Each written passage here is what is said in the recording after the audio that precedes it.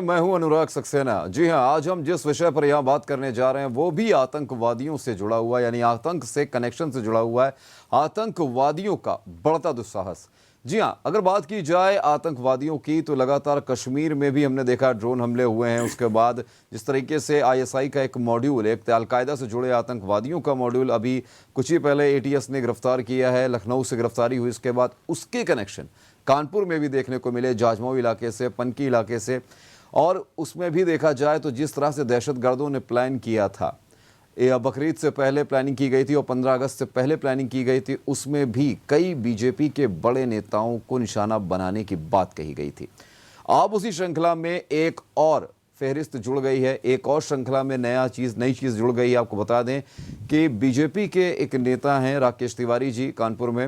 आपको बता दें कि कैबिनेट मिनिस्टर सतीश महाना के पीआरओ भी हैं। इनको धमकी भरा एक मैसेज आया है और वो भी व्हाट्सएप पर पाकिस्तान से। तो क्या कुछ वो मैसेज है और क्या कुछ मैसेज के जरिए डिलीवर करने की कोशिश की गई है, ये हम जानेंगे राकेश तिवारी जी से। राकेश जी, चर्चा में आपका स्वागत है। जी नमस्कार सर, सब सीधा एक सवाल है आपसे कि जिस तरीके से ये हम देख रहे हैं प्रकरण लगातार होते जा रहे हैं हमारे देश में, आतंकवादियों का कनेक्शन कानपुर से होता जा रहा है। अभी पिछले हफ्ते में हमने एटीएस के छापों को भी देखा है। आपके पास जिस तरीके से ये मैसेज आया है, मैसेज डिलीवर हुआ है व्हाट्सएप के जरिए, ये मैसेज क्या था और किस तरीके से और कब ये मैसेज आया? देखिए अनुपम जी, जिस तरह से जब से केंद्र में मोदी जी की सरकार आई है और आतंकवादियों के हौसले, मोदी सरकार ने उनके हौसलों को जिस तरह तोड़ा है, उनके मंसूबों को जिस तरह नाकामयाब किया है, उससे उनकी बेचैनी बढ़ रही है। हमें लगता है कि जो ये इस तरह की हरकत इन्होंने की है वो केवल दहशत फैलाने के लिए इस तरह की हरकतें वो करना चाहते हैं, क्योंकि पिछले दिनों में देखा गया है जिस तरह से हमारी एटीएस ने, पुलिस ने जिस तरह से आतंकवादियों को पकड़कर। कानपुर का जाना माना नाम, जिसके पास है डिजाइनर साड़ियों, ब्राइडल लहंगों व साइड लहंगों का नायाब व विशाल संग्रह, जो आपको बना दे दीवाना। श्रीलगन साड़ीज, जो हर खुशी के पल में है आपके साथ। इस बार भी दे रहा है आपको ब्राइडल लहंगों व साइड लहंगों पर फ्लैट 30 से 50% का डिस्काउंट। आपकी खुशी हमारा हक है। श्रीलगन साड़ीज, दर्शन पूर्वा व तिलक नगर, कानपुर। मैं अपनी फेवरेट हूँ, मेरे जैसा कोई दूसरा है चुलबुलापन जिसकी हर बात में घुल जाए, जिंदगी में रंग भर दे। चोरी चोरी चुपके दिल में उतरे, स्वाद से सबको दीवाना कर दे, दीवाना कर दे। मेरी जैसी मेरी अपनी पताका चाय, गजब का स्वाद। सारी जानकारी उपलब्ध कराई। मैं निंदू आ रहे हैं सोनी के जितनी भी जो जानकारियां हैं वो उनको दी थी। पुलिस ने आगे जो कार्रवाई करनी है वो पुलिस को करनी है, लेकिन इस तरह की जो दहशत है, मुझे लगता है कि ये दहशत फैलाने के लिए है। इनके मंसूबे किसी प्रकार से कामयाब होने नहीं है, क्योंकि भारतीय जनता पार्टी की सरकार ने जिस तरह से इनकी कमर को तोड़ा है, इनके लोगों को पकड़ा है, पकड़कर जेल में डाला है, इससे बेचैन है और ये धमकी पर उतरा है। कुल मिलाकर देखा जाए राकेश जी, ये तो एक तरह से देखा जाए आतंकी जो मॉड्यूल काम कर रहा है, आतंकवादियों की हताशा ही से कहेंगे, क्योंकि जिस तरीके से बीजेपी की सरकार ने 370A की बात की थी और किस तरीके से वहाँ पर कश्मीर में भी उस कानून को कहीं ना कहीं पारित करके उस कानून को हटाया और अब एक नई बयार लाने की कोशिश की गई है। और लगातार जिस तरीके से सीसीए की बात की जा रही थी, एनआरसी की बात की जा रही थी, और अब आतंक पे जो चोट की जा रही है केंद्र की सरकार के जरिए, हमारे देश की सेना के जरिए, जो सेना को एक खुली छूट दे दी गई है कि आतंक पर प्रहार करें, और जिस तरीके से सर्जिकल स्ट्राइक भी हमने देखी, तो कहीं ना कहीं जो ये चीज़ें हो रही हैं, ये हताशा ही जाहिर करता है कि एक बीजेपी के नेता को रातों रात मैसेज करना, मैसेज भी करने वाले ने अपने आप को जाहिर भी नहीं होने दिया। और सबसे बड़ी बात ये, लेकिन यहाँ पर एक चीज़ राकेश जी ये भी कहने की बात होगी कि जिस तरीके से पॉइंट करके वहाँ पर जो बड़े बड़े लीडर्स हैं, बड़े बड़े नेता हैं, चाहे वो प्रधानमंत्री नरेंद्र मोदी हों, रक्षा मंत्री राजनाथ सिंह हों, गृह मंत्री अमित शाह हों, सभी के नाम मेंशन किए गए उस मैसेज में, धमकी भरा दिया गया और साथ ही साथ आपको भी एक तरह से धमकी दी गई है कि आप किस वक्त कहाँ जाते हैं, इसके बारे में भी जिक्र किया गया। इसको किस तरीके से देखेंगे आप?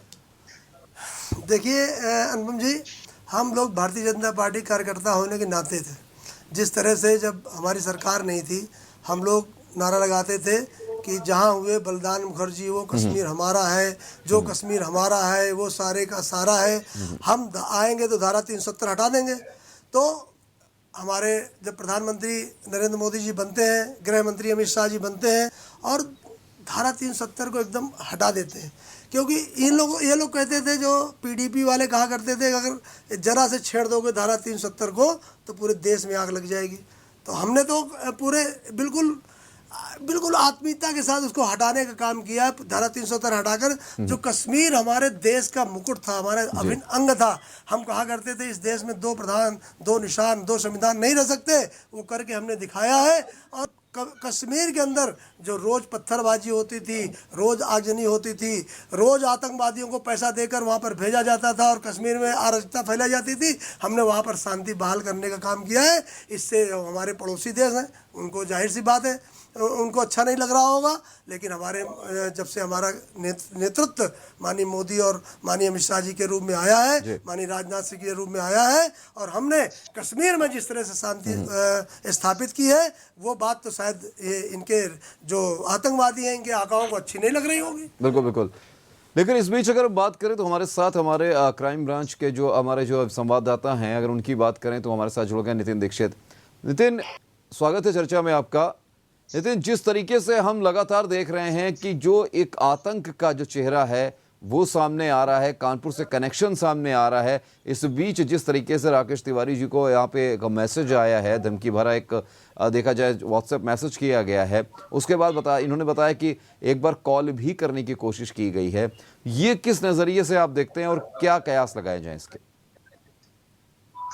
अनुराग, बिल्कुल आपको बताते हैं कि जैसे अभी राकेश तिवारी जी ने बताया कि उनके पास रात में जो है एक व्हाट्सएप चैट भी आया। उसके बाद जो है उन्होंने जो जिस नंबर से जो व्हाट्सएप चैट आया था जिसमें धमकी दी गई थी, धमकी में भी लिखा हुआ था, राकेश तिवारी जी ने उसका प्रिंट आउट निकाल के थाने में भी दिया और पुलिस कमिश्नर को भी दिया है। कमिश्नर ने भी इस बात को अभी अपने यहाँ से भी इस मामले को ट्वीट किया गया था, तो उसके बाद तब पुलिस कमिश्नर ने भी ट्वीट का जवाब दिया। उन्होंने लिखा हुआ है कि जो ये मामला, जो धमकी भरा मामला आया है, ये नंबर कहां का है, ये भी जांच कर रही है क्राइम ब्रांच, और उसके बाद जो है इस पे कार्रवाई भी की जाएगी और क्राइम ब्रांच को इसमें अलर्ट भी कर दिया। लेकिन सबसे बड़ी बात अगर बताएं अनुराग, कि अगर लखनऊ में 2 आतंकी पकड़े जाते हैं, फिर उसके बाद 3 आतंकी पकड़े जाते हैं, उनके पास से भारी मात्रा में जो है विस्फोटक बरामद होते हैं, ऑटोमेटिक हथियार बरामद होते हैं, उसका कनेक्शन कानपुर से निकलता है। कानपुर से निकलने के बाद कानपुर में भी कई 25 से 26 लोगों को चिन्हित किया जाता है और सूत्रों की अगर माने तो 6 इंजीनियर अभी भी गायब हैं। 3 महिलाओं का नाम आ रहा है जो पनकी की रहने वाली हैं। कानपुर के कई मदरसों का नाम आ रहा है। कानपुर में कई लोगों का नाम भी आया, जिसके बाद कुछ 26 से 27 जो है बिल्डिंगें जो हैं जिनमें आतंक की फैक्ट्रियां चलाई जाए तो उनको भी चिन्हित किया जाता। तो कहीं ना कहीं अगर बात करी जाए तो बीजेपी के जो नेता हैं कानपुर के, उनको भी टारगेट में लिया जा रहा है, क्योंकि ये एक दहशत का माहौल उनके अंदर पैदा करने की बात करी जा रही है। जिस तरह से अगर बात करें तो राकेश तिवारी जी को मैसेज किया गया, इसके पहले भाजपा नेता जो है, जो इस समय विधायक है गोविंद नगर के, उनको भी मैसेज दिया गया था, उनको भी धमकी दी गई थी। राजीव श्रीवास्तव के जो प्यारो हैं उनको भी धमकी दी गई थी। तो कहीं ना कहीं अगर बात करी जाए तो मुद्दा गंभीर है और इसमें जो है ये जांच का विषय है। लेकिन सबसे बड़ी बात अनुराग कि जो जांच का विषय है, ये जांच कहां तक जाएगी, ये पुलिस को क्लियर करना पड़ेगा। नितिन, क्लियर करना पड़ेगा, लेकिन यहाँ पर देखने वाली बात एक ये भी होगी कि जिस तरीके से जांच की बात की जा रही है, जो कंट्री कोड होता है +92 जो जिस नंबर से आया है, देखा जाए तो मैसेज भी आया है राकेश तिवारी जी को, उसके अलावा जितने भी लोगों की बात आप कर रहे हैं, +92 साफ साफ दिखाता है, दर्शाता है कि ये पाकिस्तान का नंबर है। दूसरी बात, अगर हम बात करें धमकी देने वाले की, तो हो भी सकता है कि सैटेलाइट फ़ोन का इस्तेमाल किया जा रहा हो। तो और सबसे अहम बात यह भी अगर बात की जाए कि बीते कुछ वर्षों में इसी नंबर से कई अलग अलग लोगों को कॉल किया गया है। अगर नंबर की बात करें तो +92 3156267120 ये नंबर है, जिस नंबर से व्हाट्सएप के ज़रिए ऑडियो वीडियो कॉल भी की गई है, मैसेजेस भी किए गए हैं। 2019 में आपको बता दूं कि 2019 में भी एक मामला दिल्ली से आया था राजन धीमान जी का, जो कहीं ना कहीं आपको बता दें कि ये भाजपा के निगम पार्षद के अलावा सदर पहाड़गंज जोन के चेयरमैन भी रह चुके हैं। इनको भी इसी नंबर से 2019 में धमकी भरा खत आया, धमकी भरा मैसेज आया था ऑडियो और वीडियो कॉल के जरिए धमकी दी गई थी। उसके बाद इसी नंबर से मुरादाबाद में भी भारतीय जनता पार्टी के ही नगर विधायक रितेश गुप्ता को उनके नंबर पे भी इस तरीके से धमकी और मैसेज दिए गए थे। यानी कि अगर जांच की बात कर रहे हैं नितिन, तो ये जांच आज क्यों हो रही है? जांच बहुत पहले हो जानी चाहिए थी, क्योंकि अलग अलग शहरों में, अलग अलग जिलों में अलग अलग लोगों को एक ही नंबर से अगर धमकी आ रही है तो इसका मतलब ये हुआ कि कोई एक मॉड्यूल है जो काम कर रहा है। जी बिल्कुल अनुराग, आपको बताते हैं कि जैसा कि अभी राकेश तिवारी जी ने बताया कि उनको रात में जो है अगर ये नंबर है तो ये पाकिस्तान का नंबर सामने आ रहा है कि पाकिस्तान का नंबर। लेकिन सबसे बड़ी बात जो मैंने आपको बोली कि जैसे ही राकेश तिवारी जी ने कानपुर पुलिस कमिश्नर असीम अरुण जी को सूचना दी, उन्होंने भी उस बात को गंभीरता से लिया और गंभीरता से लेने के बाद जो है उसमें उन्होंने क्राइम ब्रांच को अलर्ट कर दिया। लेकिन क्या बीजेपी के बड़े लीडर इस सवाल को पूछना चाहेंगे कि जो FIR दर्ज हो रही है, उसमें जो मुकदमा दर्ज हो रहा है, ये जांच का विषय है, जांच होती। और अगर इसमें तथ्य सामने आते हैं कि सीमा पार जो आतंकी बैठे हैं या सैटेलाइट फोन का इस्तेमाल कर रहे हैं, अगर सैटेलाइट फोन का इस्तेमाल कर रहे हैं तो वो इंडिया से भी सैटेलाइट फोन का इस्तेमाल भी कर सकते हैं और सीमा पार से भी पाकिस्तान से बैठे बैठे भी कर सकते हैं। लेकिन क्या ये अगर जांच का विषय है तो क्या इसमें भारत सरकार कोई बड़ा कदम उठाएगी? क्योंकि ये एक पहली घटना नहीं है धमकी भरे मैसेज की या धमकी भरे व्हाट्सएप कॉल की, ये अनगिनत हैं। इनमें सिर्फ यही होता है कि आगे जाकर कि सिर्फ कार्रवाई के नाम पर सिर्फ जांच होती है, जांच एजेंसियां जो हैं वो अलर्ट मोड पे होती हैं, लेकिन कितनी कार्रवाई होती है ये देखना पड़ेगा। तो इसके लिए जितने भी भाजपा के जो बड़े लीडर हैं, चाहे उत्तर प्रदेश सरकार की बात करें चाहे केंद्र सरकार की बात करें, अगर सरहद पार से उनको इस तरह की धमकियां मिल रही हैं, उनको लोकेशन उनके ऊपर रखी जा रही है, उनको टारगेट किया जा रहा है, अगर बात करी जाए कि भाजपा सरकार में अगर आतंकवादियों की और आतंक की कमर तोड़ दी गई है, तो क्या ये जो धमकी भरे मैसेज आ रहे हैं या इस तरह के जो भी गलतियां हो रही हैं आतंकवादी गतिविधियों को लेकर, तो क्या उसके लिए उत्तर प्रदेश या भारत सरकार की जांच एजेंसियां इस पे कोई कार्रवाई करेंगी? क्योंकि FIR दर्ज होती है और FIR दर्ज होने के बाद तो कुछ दिन बाद वो मामला जो है ठंडे बस्ते में पड़ जाता है और जिन भाजपा नेताओं को, जो वरिष्ठ नेता हैं, उनको जो धमकी आती है उनकी सुरक्षा बढ़ा दी जाती है। लेकिन क्या इस तरह से कोई कदम उठाया जाएगा सरकार की तरफ से कि आगे इस तरह की गलतियां ना हो या जो भी इस तरह की काम कर रहे हैं उनको सलाखों के पीछे भेजा जाए?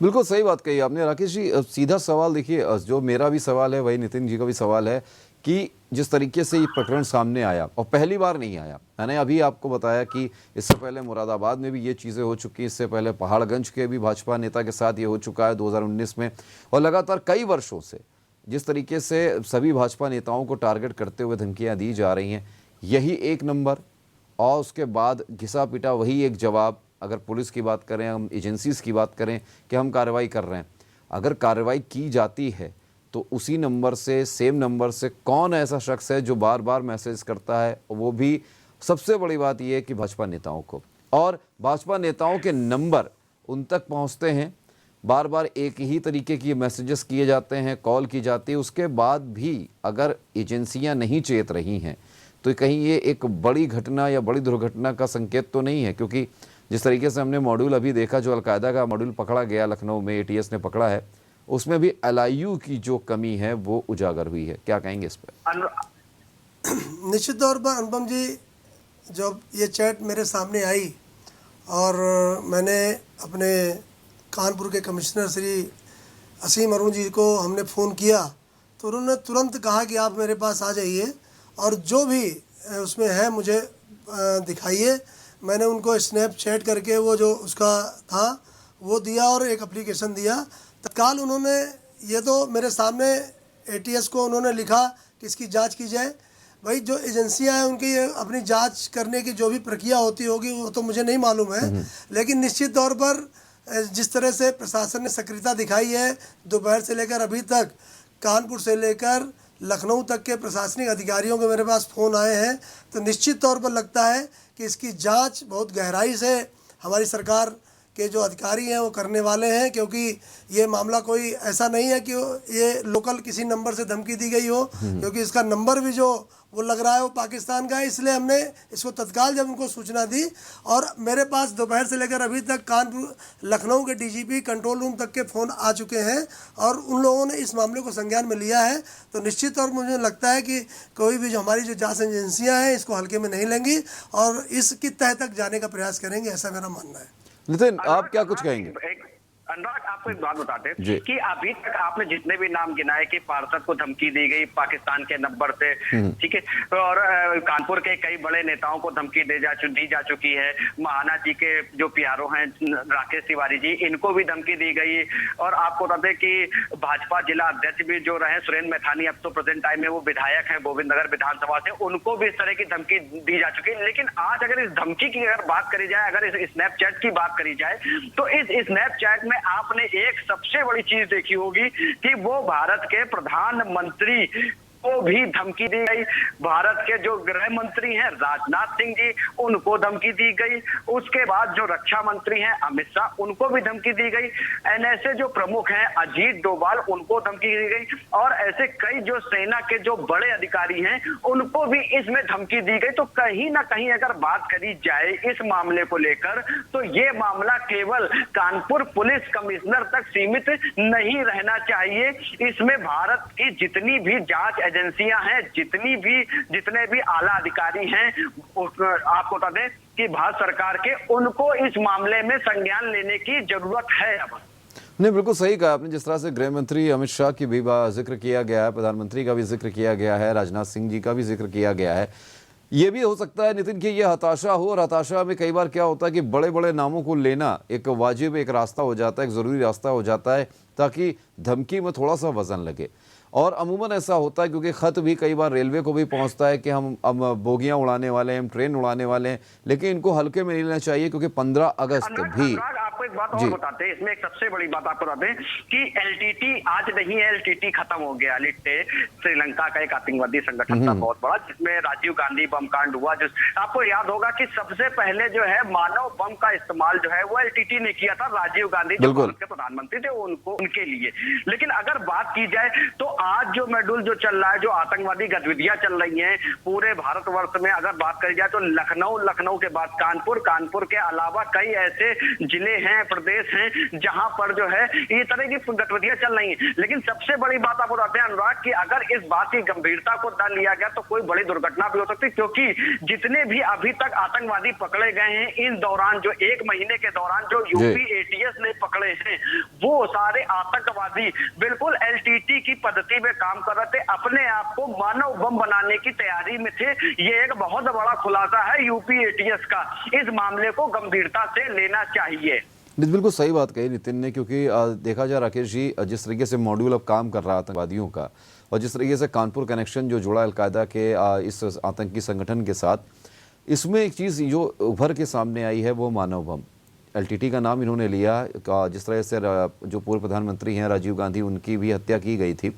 ऐसे में आपको नहीं लगता कि जब मॉड्यूल के कनेक्शन कानपुर से जुड़ रहे हैं और यहाँ पर मानव बम की बात की जा रही है कि 3 महिलाएं जो पनकी से गायब हुई हैं, जिनकी एटीएस को तलाश थी, वो भी मानव बम बनने वाली थी, और ऐसे कई इंजीनियर जिनकी जिक्र नितिन ने किया कि इंजीनियर भी गायब हैं, तो आपको नहीं लगता कि ये धमकी सिर्फ धमकी नहीं हो सकती, इसको गंभीरता से लेना पड़ेगा, सुरक्षा की दृष्टि से भी लेना पड़ेगा? क्योंकि कानपुर शहर में अमूमन हमने देखा है कि थोड़ा सा एक्शन होता है, उसके बाद थोड़ा ढीला रवैया हो जाता है, और फिर जब आप जैसे जो बीजेपी के नेता हैं उनको धमकी मिलती है, इससे पहले भी धमकी सुरेंद्र मैथानी जी को भी मिल चुकी है, तो आपको नहीं लगता कि सुरक्षा की दृष्टि से जितने बीजेपी के नेता हैं, जितने भी लीडर हैं, उनकी सुरक्षा बढ़ा देनी चाहिए? साथ ही साथ जिस जगहों को, संवेदनशील जगहों को चिन्हित किया गया है, वहाँ पर और जाँच ज़्यादा तेज़ कर देनी चाहिए। निश्चित तौर पर अनुपम जी, जब ये मैंने सुबह 10 बजे के आसपास चैट देखी थी, अनुराग जी, जब मैंने ये चैट देखी थी तो मैंने भी ऐसे ही हल्के में लिया था, कोई ज़्यादा इसको हमने वेटेज में नहीं लिया। लेकिन जब मैंने कई अपने वरिष्ठ जनों से, कई लोगों से बात करी कि इस तरह की उनको चीज़ें बताई, तो उन्होंने कहा इसको राकेश जी हल्के में लेने वाली चीज़ें नहीं है, क्योंकि वर्तमान समय में जिस तरह से कानपुर से खबर आ रही है, तमाम तरह की जो ATS की कार्रवाइयाँ हो रही हैं, तमाम तरह के लोगों पर जिस तरह से कार्रवाई हुई है और यहाँ पर लोग पकड़े गए हैं, तो ये चीज़ को चूँकि ये नंबर लोकल नहीं है, इसलिए इसको हल्के में लेना उचित नहीं है और प्रशासन शासन को इसको ज़रूर अवगत कराना चाहिए। उसी क्रम में मैंने इसको अवगत कराया है। अब बाकी जो काम वो तो प्रशासन का है। मेरे पास जो चीज़ आई थी वो चीज़ मैंने शासन जहाँ पर जो भी जिस स्तर पर उनको बताया जाना चाहिए था मैंने उसको बताया है। बाकी का काम प्रशासन का है और निश्चित तौर पर मेरा मानना है कि इस तरह की चीज़ों को अगर हम लोग हल्के में लेंगे तो जो आने वाली जो बड़ी गतिविधियां हैं उनको पकड़ने में हमें कामयाबी हो सकता ना मिले।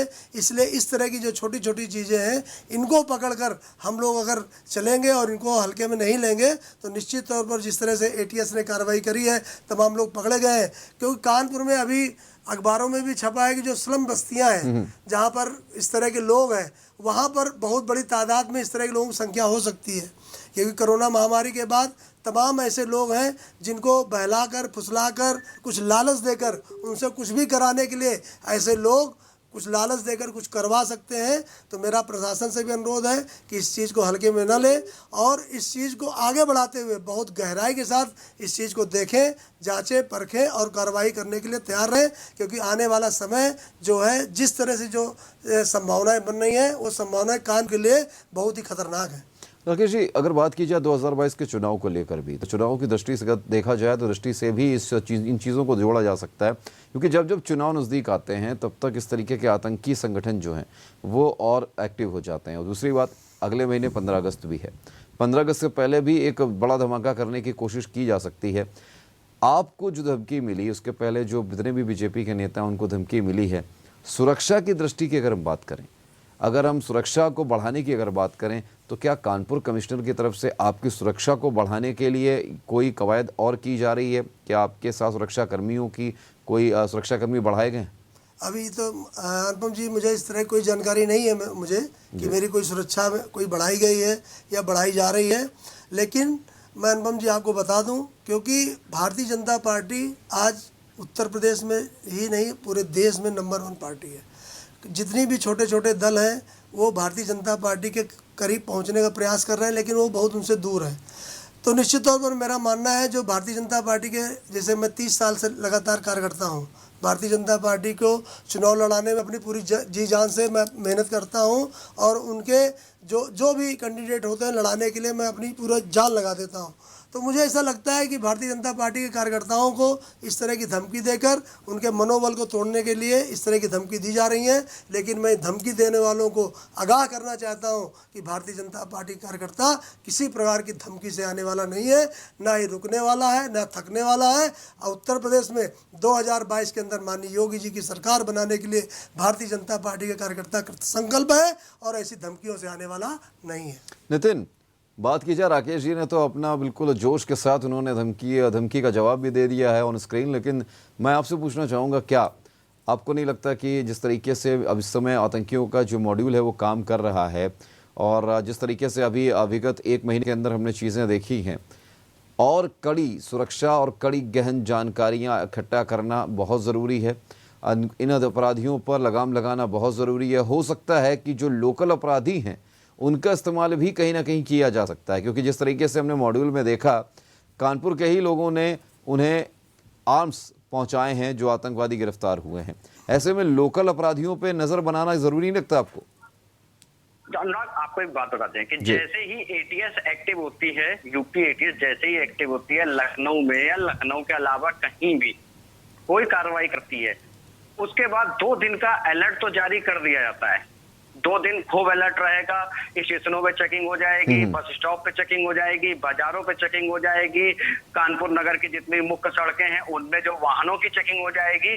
अभी 2 से 3 दिन 4 दिन बीते हैं, अब कौन सी चेकिंग है, कौन सा हाई अलर्ट था, क्योंकि कार्रवाई तो अभी भी चल रही है ATS की। लेकिन अगर सबसे बड़ी बात करी जाए तो एक सबसे बड़ा प्रश्न चिन्ह ये है कि जब बीजेपी के नेताओं को ही पाकिस्तान से धमकियां आ रही हैं, व्हाट्सएप चैट पे धमकियां आ रही हैं, व्हाट्सएप कॉल आ रही हैं, तो सबसे बड़ा सवाल अगर राकेश जी से ये पूछना चाहें कि जब आपकी सरकार है केंद्र में और केंद्र के साथ प्रदेश में, आप कार्रवाई कर रहे हैं आतंकियों के खिलाफ, आप कार्रवाई कर रहे हैं नक्सलियों के खिलाफ। जहां जहां आपकी सरकार है, जहां जहां नक्सली है, वहां भी आप कार्रवाई कर रहे हैं और आपको सफलता भी मिल रही है। जब आपको ही धमकी मिल रही है तो सबसे बड़ा सवाल यही है कि आम जनमानस कितना सुरक्षित है यहाँ पर। राकेश जी, सवाल वाजिब है। निश्चित तौर पर नितिन जी, लेकिन ये हताशा, ये जो इस तरह के, मैं कहता हूँ इस तरह की जो उन्होंने धमकी दी है, इस तरह की धमकी आतंकवादियों की हताशा को दर्शा रही है, क्योंकि आतंकवादी किसी भी मंसूबे में नाकामयाब रहे हैं हमारी पार्टी के अंदर। जब से हमारी भारतीय जनता पार्टी की सरकार आई है, आपको याद होगा जब हमारी पार्टी की सरकार नहीं थी तो हर अखबारों में एक न्यूज़ रोज़ छपती थी कि कोई भी लावारिस वस्तु छूने के पहले, कोई भी अगर लावारिस वस्तु पड़ी है तो उसको न छुए, वो बम हो सकती है। इस तरह की न्यूज़ आपके चैनलों द्वारा चला जाती थी। तमाम जगह जगह बम विस्फोट हो जाते थे, लावारिस कोई वस्तु पड़ी होती थी, लोग छू लेते थे, बम होती थी। लेकिन ये सब चीज़ों से हम लोग उभर कर, भारतीय जनता पार्टी ने जिस तरह से आतंकवादियों के खिलाफ जिस तरह से अभियान चलाया है और सीमा पार से जिस तरह से आतंकवादियों की आमद को हमने रोका है, इस तरह की धमकी हताशा और निराशा दर्शा रही है। हम आम आदमी की जो, हम अपने साथ साथ आम आदमी की जो सुरक्षा है उसकी पूरी जिम्मेदारी भारतीय जनता पार्टी की है। उसकी जिम्मेदारी का निर्वहन करने के लिए हम पूरी तरह से प्रतिबद्ध है। आज माननीय योगी जी की सरकार है। मैं आपकी बात का एक जवाब देना चाहता हूँ। आपने बोला कि आपके टीवी चैनल के माध्यम से, अखबार के माध्यम से एक खबर चलती थी कि जो चीजें हैं, जो लावारिस वस्तुएं हैं, उनको मत छुएं। तो राकेश जी, मैं आपको एक बात बता दूं कि ये सन 1990 और 95 या 80 की ये बातें थी। आज लोग जो है, उस समय लोग कम पढ़े लिखे होते थे, आज लोग जो है पढ़े लिखे हैं। आज उनके अंदर खुद भी एक बात है कि लावारिस वस्तु को मत छुएं। 112 जो पुलिस का नंबर है उसको सूचना करें। और कई ऐसी घटनाएं हैं जो पब्लिक अवेयरनेस की वजह से रुकती हैं। यहाँ पे अगर सरकार की आप बात करें तो पुलिस, आप खुद जानते हैं, आपकी सरकार है, हर चीज, हर मुद्दे उठते हैं, रोज कोई ना कोई ऐसे मामले आते हैं। लेकिन अगर बात की जाए तो पब्लिक अवेयरनेस की भी कुछ बात करें तो पब्लिक खुद जो है वो सजग है इन सब मामलों को देखने के लिए। खुद भी जो है पुलिस को सूचना करके घटना बताती है और बताना भी चाहिए, पब्लिक को भी बताना चाहिए, क्योंकि पब्लिक भी पुलिस के साथ ही है। दूसरी बात अगर आपको बताते हैं कि सबसे बड़ी बात, अभी आपने मेरी बात का जवाब जो है वो घुमा फिरा के दिया, सही से नहीं दिया, कि जो मामला था कि अभी तक एक मामला ये चल रहा था कि अभी तक जितने भी भाजपा के वरिष्ठ नेताओं को जो है पाकिस्तान से धमकियां मिलती थी। हमने ये सिर्फ पूछा कि आपसे कि क्या आम नागरिक सुरक्षित है? बिल्कुल सही बात कही आपने, आम नागरिक सुरक्षित है, क्योंकि आपने एक बात तो कह दी राकेश जी कि लावारिस वस्तुओं को छूने का पहले मैसेज डिले किया जाता था, प्रसारित किया जाता था। अब तो लोग पढ़े लिखे हैं। और दूसरी बात यह कि अब जो आतंकवादी है ना, उन्होंने भी अपना एक, देखा जाए तो चीज़ें चेंज कर दी हैं। उनको भी पता है कि अब लावारिस चीज़ें कोई नहीं छुएगा, इसलिए चलते फिरते वो खुद भी बम बन रहे हैं। ऐसे में जब वो खुद मानव बम बन रहे हैं, आप नेताओं की बात तो छोड़िए, आपको भी धमकी आ गई। नितिन वही पूछना चाह रहा है, आपको भी धमकी आ गई तो आम जनमानस बिल्कुल, आप भी जानते हैं कि हमारे बीच में रहते हैं जो लखनऊ से जिस आतंकवादी को पकड़ा 12 साल से वो वहीं पर रह रहा है। लोग उसके बारे में बता रहे हैं कि वो एक मैकेनिक था और गाड़ी संभालता था और 12 साल से हम लोगों के बीच में रह रहा था। ऐसा कभी नहीं हुआ। उसके घर में 2 लोग थे, वो सरकारी जॉब से रिटायरमेंट थे। उसके बाद जो दूसरा आतंकवादी पकड़ा गया, वो जो शकील, जो जिसका नाम नहीं याद आ रहा अभी हमको, वो अभी कुछ दिन, 3-4 दिन पहले जो 3 आतंकवादी पकड़े गए, उसमें एक आतंकवादी जो था वो भी जो है एक छोटा बिल्डर था, वो छोटे फ्लैट बनाता था। तो ये स्लीपर सेल्स हैं, ये हमारे और आपके बीच में रहते हैं। इनको हम आप पहचान नहीं सकते क्योंकि इनका जो माइंडसेट है, ये इनको वहां से बिल्कुल तैयार करके भेजा जाता है। इनको सिर्फ हमले का इंतजार होता है कि उनको कहां पर अपने आप शरीर में बम लगाकर कहां विस्फोट करना है।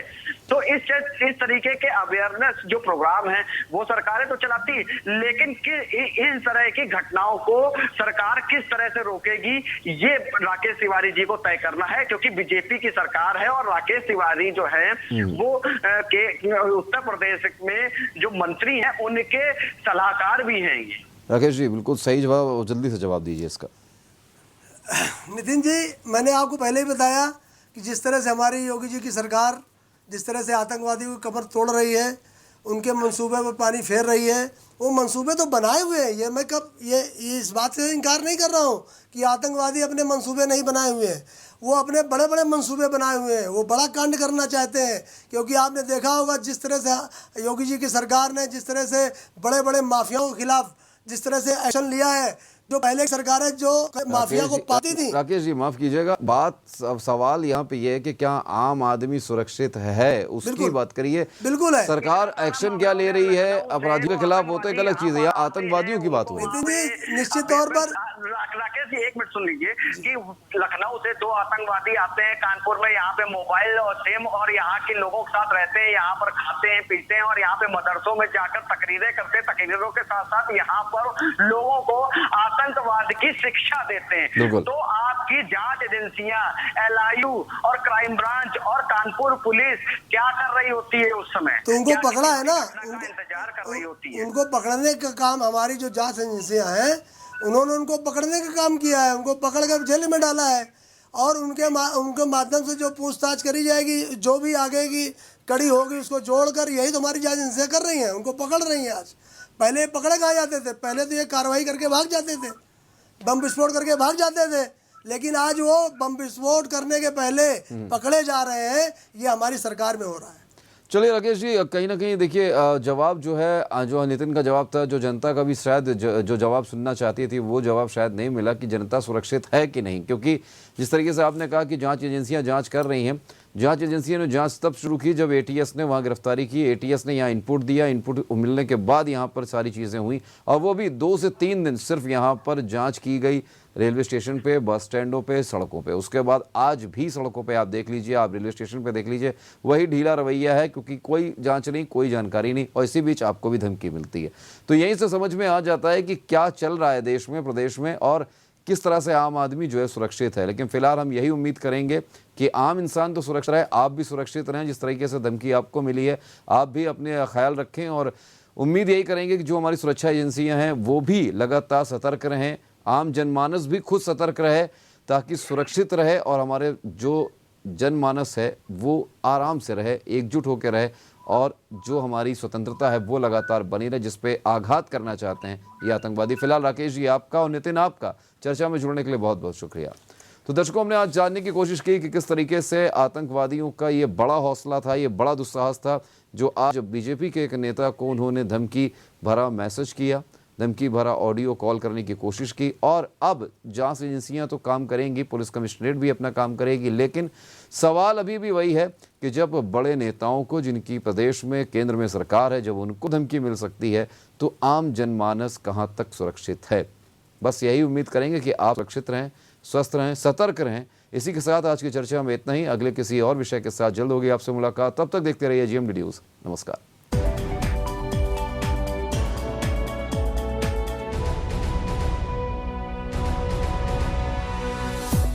आ रहे हैं सोनी के स्पोर्ट्स चैनल पर।